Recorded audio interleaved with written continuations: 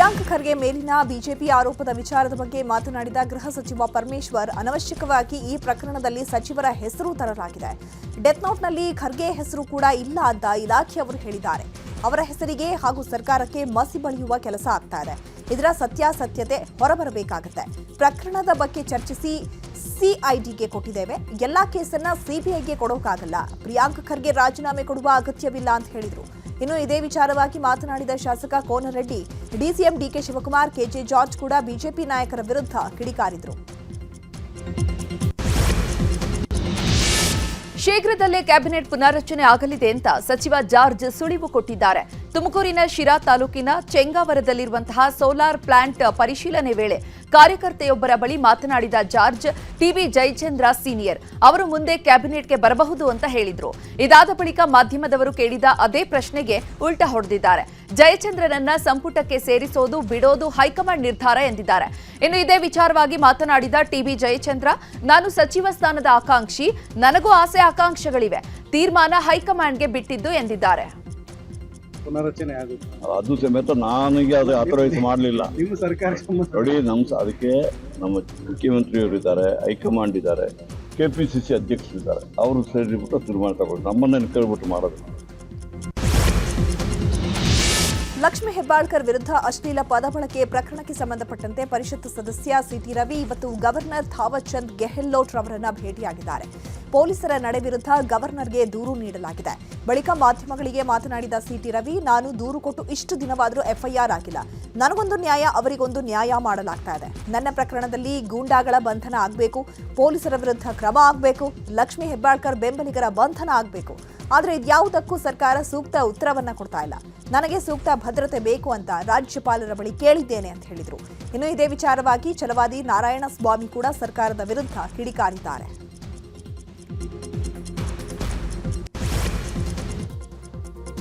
Crime ಸುದ್ದಿಗಳನ್ನ ಒಂದೊಂದಾಗಿ ನೋಡೋಣ.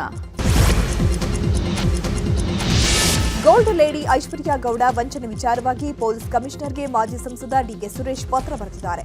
ವಂಚನೆ ಪ್ರಕರಣದಲ್ಲಿ ತಮ್ಮ ಹೆಸರನ್ನ ಬಳಸಿರುವ ಹಿನ್ನೆಲೆ ಐಶ್ವರ್ಯ ಗೌಡ ವಿರುದ್ಧ ಸೂಕ್ತ ಕ್ರಮ ಕೈಗೊಳ್ಳುವಂತೆ ಪತ್ರ ಬರೆದು ಮನವಿ ಮಾಡಿದ್ದಾರೆ. ಇನ್ನು ವರಾಹಿ ಜ್ಯುವೆಲ್ಲರಿ ಮಾಲೀಕರಿಗೆ ವಂಚನೆ ಪ್ರಕರಣಕ್ಕೆ ಸಂಬಂಧಪಟ್ಟಂತೆ ಆರೋಪಿಗಳಾದ ಐಶ್ವರ್ಯ ಗೌಡ ಹಾಗೂ ಹರೀಶ್ನನ್ನ ಪೊಲೀಸರು ವಶಕ್ಕೆ ಪಡೆದಿದ್ದಾರೆ. ನ್ಯಾಯಾಂಗ ಬಂಧನದಲ್ಲಿ ದಂಪತಿಯನ್ನ 4ನೇ ಎಸಿಎಂಎಂ ಕೋರ್ಟ್ಗೆ ಹಾಜರುಪಡಿಸಲಾಯಿತು. ಪೊಲೀಸರ ಮನವಿಯಂತೆ ಇಬ್ಬರನ್ನು ಜನವರಿ 6ರವರೆಗೆ ಕೋರ್ಟ್ ಆರೋಪಿಗಳನ್ನ ಪೊಲೀಸ್ ಕಸ್ಟಡಿಗೆ ನೀಡಿತು. ರೇಣುಕಾಸ್ವಾಮಿ ಕೊಲೆ ಪ್ರಕರಣದ ಸಂಬಂಧ ನಟ ದರ್ಶನ್ಗೆ ಮತ್ತೆ ಸಂಕಷ್ಟ ಎದುರಾಗಿದೆ. ಸುಪ್ರೀಂ ಕೋರ್ಟ್ಗೆ ಮೇಲ್ಮನವಿ ಸಲ್ಲಿಸಲು ಗೃಹ ಇಲಾಖೆ ಗ್ರೀನ್ ಸಿಗ್ನಲ್ ನೀಡಿದೆ. ಇಂದು ತನಿಖಾಧಿಕಾರಿಗಳಿಗೆ ಅನುಮತಿಸಿ ಕಡತ ನೀಡಲಾಗಿದೆ. ಬಹುತೇಕ ನಾಳೆ ಅಥವಾ ನಾಡಿದ್ದು ಸುಪ್ರೀಂ ಕೋರ್ಟ್ಗೆ ಮೇಲ್ಮನವಿ ಸಲ್ಲಿಸುವ ಸಾಧ್ಯತೆ ಇದೆ. ಡಿಸೆಂಬರ್ 13ರಂದು 7 ಆರೋಪಿಗಳಾದ ದರ್ಶನ್, ಪವಿತ್ರ ಗೌಡ, ಪ್ರದೂಷ್, ಲಕ್ಷ್ಮಣ್, ನಾಗರಾಜ್, ಅನುಕುಮಾರ್ ಹಾಗೂ ಜಗದೀಶ್ ಜಾಮೀನು ರದ್ದು ಮಾಡುವಂತೆ ಅರ್ಜಿ ಸಲ್ಲಿಕೆಗೆ ಸಿದ್ಧತೆಯನ್ನ ಮಾಡಿಕೊಳ್ಳಲಾಗುತ್ತಿದೆ. ಸುಪ್ರೀಂ ಕೋರ್ಟ್ ಆನ್ ರೆಕಾರ್ಡ್ ವಕೀಲನಾಗಿ ಅನಿಲ್ ಸಿ ನಿಶಾನಿ ನೇಮಕ ಮಾಡಿ ರಾಜ್ಯ ಸರ್ಕಾರ ಆದೇಶ ಹೊರಡಿಸಿದೆ. ಇನ್ನು ಪೊಲೀಸರ ಪರವಾಗಿ ಸೀನಿಯರ್ ಕೌನ್ಸಿಲ್ ಆಗಿ ಸಿದ್ಧಾರ್ಥ್ ಲೂತ್ರಾ ವಾದ ಮಂಡಿಸಲಿದ್ದಾರೆ. ಹೊಸ ವರ್ಷಾಚರಣೆಗೆ ಪಾರ್ಟಿ ಪ್ರಿಯರು ಸಜ್ಜಾಗಿದ್ದು ಸಿಲಿಕಾನ್ ಸಿಟಿ ಬೆಂಗಳೂರಿನಲ್ಲಿ ಬಿಬಿಎಂಪಿ ಸಕಲ ಸಿದ್ಧತೆಗಳನ್ನು ಮಾಡಿಕೊಂಡಿದೆ. ಈ ಬಗ್ಗೆ ಮಾತನಾಡಿರುವ ಬಿಬಿಎಂಪಿ ಆಯುಕ್ತ Tushar Girinath, MG road, brigade road ಬಿಟ್ಟು ಉಳಿದೆಡೆಗೆ ಅನುಮತಿ ಬೇಕು. ಎಲ್ಲೆಂದರಲ್ಲಿ ಬೇಕಾಬಿಟ್ಟಿ ಸೆಲೆಬ್ರೇಟ್ ಮಾಡುವಂತಿಲ್ಲ. ಪಬ್ಲಿಕ್ ಪ್ಲೇಸ್ನಲ್ಲಿ ಸಂಭ್ರಮಾಚರಣೆಗೆ ಅನುಮತಿ ಅಗತ್ಯ. ನ್ಯೂ ಇಯರ್ ಹೆಸರಲ್ಲಿ ಹುಚ್ಚಾಟ ಮಾಡಿದ್ರೆ ಕಠಿಣ ಕ್ರಮ ಕೈಗೊಳ್ಳಲಾಗುತ್ತೆ ಎಂದಿದ್ದಾರೆ.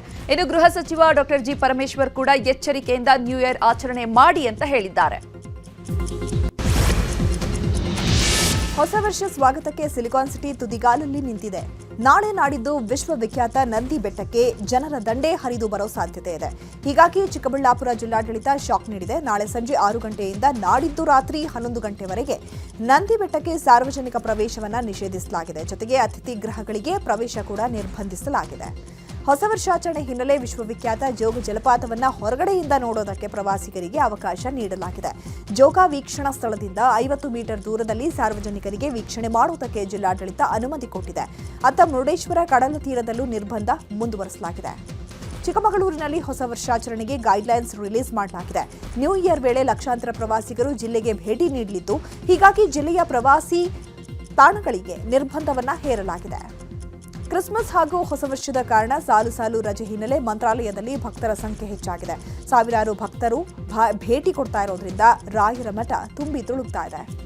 ಹೊಸ ವರ್ಷಾಚರಣೆಗೆ ಹಲವೆಡೆ ತಯಾರಿ ಮಾಡಿಕೊಳ್ಳಲಾಗ್ತಾ ಇದೆ. ಈ ಮಧ್ಯೆ ಮಂಡ್ಯ ಜಿಲ್ಲೆಯ ಪ್ರವಾಸಿ ತಾಣಗಳಿಗೆ ನಾಳೆ ಮಧ್ಯರಾತ್ರಿಯಿಂದ ಜನವರಿ 1ರವರೆಗೆ ನಿಷೇಧಾಜ್ಞೆ ಹೇರಲಾಗಿದೆ. ಕೆಆರ್ಎಸ್, ಹಿನ್ನೀರು, ಬಲಮುರಿ, ಎಡಮುರಿ, ಮುತ್ತತ್ತಿ ಫಾರೆಸ್ಟ್ ಸೇರಿದಂತೆ ಹಲವೆಡೆ ನಿಷೇಧಾಜ್ಞೆ ಹೇರಲಾಗಿದೆ. ರಾಜಧಾನಿ ಬೆಂಗಳೂರಿನಲ್ಲಿ ನ್ಯೂ ಇಯರ್ ಸೆಲೆಬ್ರೇಷನ್ಗೆ ಕೌಂಟ್ಡೌನ್ ಶುರುವಾಗಿದೆ. ಹೀಗಾಗಿ ಹೊಸ ವರ್ಷಾಚರಣೆಗೆ ಬಾರ್ ಪಬ್ಗಳಲ್ಲಿ ಭರ್ಜರಿ ತಯಾರಿ ಮಾಡಿಕೊಳ್ಳಲಾಗಿದೆ. ಈ ಬಾರಿ ಲೇಡೀಸ್ ಸೇಫ್ಟಿಗೆ ಹೆಚ್ಚಿನ ಒತ್ತು ನೀಡಲಾಗಿದೆ. ಹೊಸ ವರ್ಷಾಚರಣೆಗೆ ಶ್ರೀರಾಮ ಸೇನೆ ವಿರೋಧ ವ್ಯಕ್ತಪಡಿಸಿದ್ದು, ಶೋಕಾಚರಣೆ ಸಂದರ್ಭದಲ್ಲಿ ಹೊಸ ವರ್ಷಾಚರಣೆ ಬೇಡ ಅಂತ ಶ್ರೀರಾಮ ಸೇನೆ ರಾಜ್ಯಾಧ್ಯಕ್ಷ ಗಂಗಾಧರ್ ಕುಲಕರ್ಣಿ ಆಗ್ರಹಿಸಿದ್ದಾರೆ. ಮನಮೋಹನ್ ಸಿಂಗ್ ನಿಧನ ಹಿನ್ನೆಲೆ ರಾಜ್ಯದಲ್ಲಿ ಶೋಕಾಚರಣೆ ಇದೆ. ಹೀಗಿರುವಾಗ ಸರ್ಕಾರ ಅನುಮತಿ ಕೊಟ್ಟಿರುವುದು ಸರಿಯಲ್ಲ. ಗಣೇಶೋತ್ಸವ ಇತ್ಯಾದಿ ಸಂದರ್ಭಗಳಲ್ಲಿ 10 ಗಂಟೆಗೆ ಡಿಜೆ ಬಂದ್ ಮಾಡಿಸ್ತಾರೆ. ಆದರೆ ಹೊಸ ವರ್ಷಾಚರಣೆ ವೇಳೆ ಮಧ್ಯರಾತ್ರಿಯವರೆಗೂ ಅವಕಾಶ ಕೊಡ್ತಾರೆ. ಇದಕ್ಕೆ ನಮ್ಮ ವಿರೋಧ ಇದೆ ಅಂತ ಹೇಳಿದರು. ಹೊಸ ವರ್ಷಾಚರಣೆ ನೆಪದಲ್ಲಿ ರಾಜ್ಯದ ಗಡಿ ಭಾಗದ ಜನರು, ರೈತರು ಸಂಕಷ್ಟ ಪಡುವ ಪರಿಸ್ಥಿತಿ ಉಂಟಾಗಿದೆ. ಮೈಸೂರು ಜಿಲ್ಲೆಯ ಎಚ್ಡಿ ಕೋಟೆಯ ಗಡಿ ಭಾಗದಲ್ಲಿ ಪುಂಡರ ಹಾವಳಿ ಹೆಚ್ಚಾಗಿದೆ. ರೈತರ ಜಮೀನಿನಲ್ಲಿ ಮದ್ಯ ಬಾಟಲಿಗಳನ್ನು ಒಡೆದು ಪುಂಡಾಟ ಮೆರೆದಿದ್ದಾರೆ. ಬೆಂಗಳೂರು, ಕೇರಳದಿಂದ ಬರುವಂತಹ ಯುವಕರು ಬೇಕಾಬಿಟ್ಟಿಯಾಗಿ ಕುಡಿದು ಎಲ್ಲೆಂದರಲ್ಲಿ ಬಾಟಲಿಗಳನ್ನು ಹೊಡೆದು ವಿಕೃತಿ ಮೆರೆದಿದ್ದಾರೆ. ಸದ್ಯ ಇಂಥವರ ವಿರುದ್ಧ ಕ್ರಮ ಕೈಗೊಳ್ಳುವಂತೆ ಗಡಿ ಭಾಗದ ಜನರು ಆಗ್ರಹಿಸಿದ್ದಾರೆ. ಬಿಪಿಎಸ್ಸಿ ಪರೀಕ್ಷಾ ಅಕ್ರಮ ಕುರಿತಂತೆ ಪ್ರತಿಭಟನೆ ಮಾಡುವುದಾಗಿ ಬಿಹಾರದ ಪಾಟ್ನಾದಲ್ಲಿ ಲಾಠಿಚಾರ್ಜ್ ಮಾಡಿದ್ದನ್ನ ಖಂಡಿಸಿ ಇವತ್ತು ದೆಹಲಿಯಲ್ಲಿ ಜೆಎನ್ಎಸ್ಯು ಪ್ರತಿಭಟನೆಯನ್ನು ಮಾಡಿದೆ. ದೆಹಲಿಯ ಜೆಡಿಯು ಕಚೇರಿ ಬಳಿ ಜಮಾಯಿಸಿದ ವಿದ್ಯಾರ್ಥಿಗಳು ಬಿಹಾರ ಸಿಎಂ ನಿತೀಶ್ ಕುಮಾರ್ ವಿರುದ್ಧ ಕಿಡಿಕಾರಿದ್ದಾರೆ. ತಮಿಳುನಾಡಿನ ಅಣ್ಣಾ ವಿವಿಯಲ್ಲಿ ಲೈಂಗಿಕ ದೌರ್ಜನ್ಯ ಪ್ರಕರಣ ಖಂಡಿಸಿ ದೆಹಲಿಯಲ್ಲಿ ಬೃಹತ್ ಪ್ರತಿಭಟನಾ ರ್ಯಾಲಿ ನಡೆಸಲಾಗಿದೆ. ಎಬಿವಿಪಿ ವಿದ್ಯಾರ್ಥಿ ಸಂಘಟನೆ ತಮಿಳುನಾಡಿನ ಸ್ಟಾಲಿನ್ ಸರ್ಕಾರದ ವಿರುದ್ಧ ಆಕ್ರೋಶವನ್ನು ಹೊರಹಾಕಿದೆ. ಈ ವೇಳೆ ಎಲ್ಲಾ ಪ್ರತಿಭಟನಾಕಾರರನ್ನ ಬಸ್ನಲ್ಲಿ ತುಂಬಿಕೊಂಡು ಹೋಗಿದ್ದಾರೆ ಪೊಲೀಸರು. ಈ ವೇಳೆ ಕೆಲವು ಪ್ರತಿಭಟನಾಕಾರರು ಬಸ್ ಮೇಲೆ ಹತ್ತಿ ಪೊಲೀಸರ ವಿರುದ್ಧ ಆಕ್ರೋಶವನ್ನು ವ್ಯಕ್ತಪಡಿಸಿದ್ದಾರೆ. ಇದೇ ಪ್ರಕರಣದಲ್ಲಿ ಅಣ್ಣಾಮಲೈ ಕೂಡ ಚಾಟಿ ಏಟು ಒಡೆದು ಆಕ್ರೋಶವನ್ನು ವ್ಯಕ್ತಪಡಿಸಿದರು. ಇನ್ನು ಅಣ್ಣಾ ವಿಶ್ವವಿದ್ಯಾಲಯದ ಲೈಂಗಿಕ ದೌರ್ಜನ್ಯ ಪ್ರಕರಣಕ್ಕೆ ಸಂಬಂಧಪಟ್ಟಂತೆ ಕರಪತ್ರಗಳನ್ನು ಹಂಚಿದ್ದಕ್ಕಾಗಿ ದಳಪತಿ ವಿಜಯ್ ಅವರ ಆಪ್ತ ಸಹಾಯಕನನ್ನ ಬಂಧಿಸಲಾಗಿದೆ. ವಿಜಯ್ ಆಪ್ತ ಹಾಗೂ ಟಿವಿಕೆ ಪ್ರಧಾನ ಕಾರ್ಯದರ್ಶಿ ಬುಸ್ಸಿ ಆನಂದ್ ಅವರನ್ನ ಚೆನ್ನೈನಲ್ಲಿ ಪೊಲೀಸರು ಅರೆಸ್ಟ್ ಮಾಡಿದ್ದಾರೆ. ಈ ಬಗ್ಗೆ ನಟ ವಿಜಯ್ ದಳಪತಿ ಡಿಎಂಕೆ ಸರ್ಕಾರದ ವಿರುದ್ಧ ಅಸಮಾಧಾನ ವ್ಯಕ್ತಪಡಿಸಿದ್ದಾರೆ.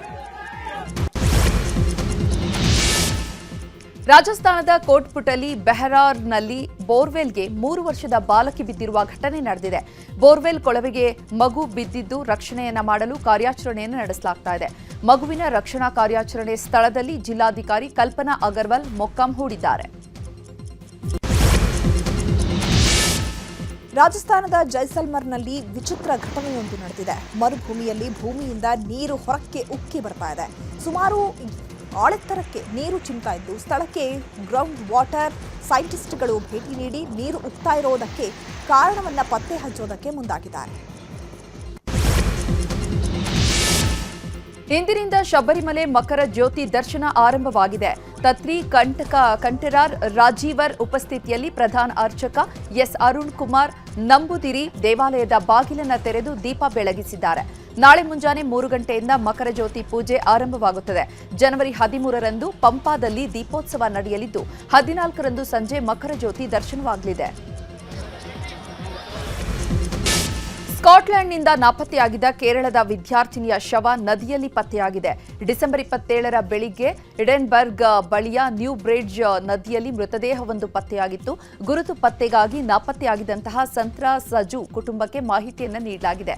ತಿಂಗಳ ಆರಂಭದಲ್ಲೇ ನಾಪತ್ತೆಯ ಕೇಸ್ ದಾಖಲಾಗಿತ್ತು. 22 ವರ್ಷದ ಕೇರಳದ ಸಂತ್ರಾ ಸಾಜು ಸ್ಕಾಟಿಷ್ ರಾಜಧಾನಿ ಎಡೆನ್ಬರ್ಗ್ನ ಹೆರಿಯಟ್ ವ್ಯಾಟ್ ವಿವಿಯಲ್ಲಿ ವ್ಯಾಸಂಗವನ್ನ ಮಾಡ್ತಿದ್ರು. ಸೌತ್ ಕೊರಿಯಾದಲ್ಲಿ ನಿನ್ನೆ ನಡೆದಿದ್ದ ವಿಮಾನ ದುರಂತಕ್ಕೆ ಹಕ್ಕಿ ಕಾರಣ ಅನ್ನೋದು ಗೊತ್ತಾಗಿದೆ. ಲ್ಯಾಂಡಿಂಗ್ಗೆ ಸಜ್ಜಾದಂತಹ ವೇಳೆ ಪಕ್ಷಿಯೊಂದು ಅಪ್ಪಳಿಸಿತ್ತು. ಆ ಕೂಡಲೇ ಅಪಾಯದ ಅಲರ್ಟ್ ನೀಡಲಾಯಿತು ಅಂತ ವಿಮಾನಯಾನ ಸಂಸ್ಥೆ ಜೆಜು ಏರ್ ಹೇಳಿದೆ ಅಂತ ಸಚಿವಾಲಯ ಮಾಹಿತಿಯನ್ನ ಕೊಟ್ಟಿದೆ. ಕೊನೆ ಕ್ಷಣದಲ್ಲಿ ಬೆಲ್ಲಿ ಲ್ಯಾಂಡಿಂಗಿಗೂ ಪ್ರಯತ್ನ ಪಡಲಾಗಿತ್ತು. ಆದರೆ ಯಾವುದಕ್ಕೂ ಪ್ರಯೋಜನಕ್ಕೆ ಬಾರದೆ 179 ಜನರು ಸಜೀವ ದಹನ ಆಗಿದ್ರು. ಅಮೆರಿಕದಲ್ಲಿ ಕೆಲಸ ಮಾಡ್ತಾ ಇದ್ದ ಭಾರತೀಯ ಮೂಲದ ಟೆಕ್ಕಿ ಸುಚಿರ್ ಬಾಲಾಜಿ ಸಾವು ಆತ್ಮಹತ್ಯೆಯಂತೆ ಕಾಣ್ತಾ ಇಲ್ಲ ಅಂತ ಸ್ಪೇಸ್ ಎಕ್ಸ್ ಮಾಲೀಕ ವಿಶ್ವದ ನಂಬರ್ 1 ಶ್ರೀಮಂತ ಎಲನ್ ಮಸ್ಕ್ ಹೇಳಿದ್ದಾರೆ. ಅಮೆರಿಕದ ಮಾಜಿ ಅಧ್ಯಕ್ಷ ಶತಾಯುಷಿ ಜಿಮ್ಮಿ ಕಾರ್ಟರ್ ನಿಧನರಾಗಿದ್ದಾರೆ. ಭಾರತಕ್ಕೆ ಭೇಟಿ ನೀಡಿದ್ದ ಅಮೆರಿಕದ 3ನೇ ಅಧ್ಯಕ್ಷ ಜಿಮ್ಮಿ ಕಾರ್ಟರ್ ಗೌರವಾರ್ಥವಾಗಿ ಹರಿಯಾಣದ ಗ್ರಾಮಕ್ಕೆ ಕಾರ್ಟರ್ ಪುರಿ ಅಂತ ಹೆಸರಿಡಲಾಗಿತ್ತು. 100ನೇ ವಯಸ್ಸಿನಲ್ಲಿ ಅವರು ನಿಧನರಾಗಿದ್ದಾರೆ. ಕಾರ್ಟರ್ ದೂರದೃಷ್ಟಿಯುಳ್ಳ ನಾಯಕ ಅಂತ ಮೋದಿ ಬಣ್ಣಿಸಿದ್ದಾರೆ.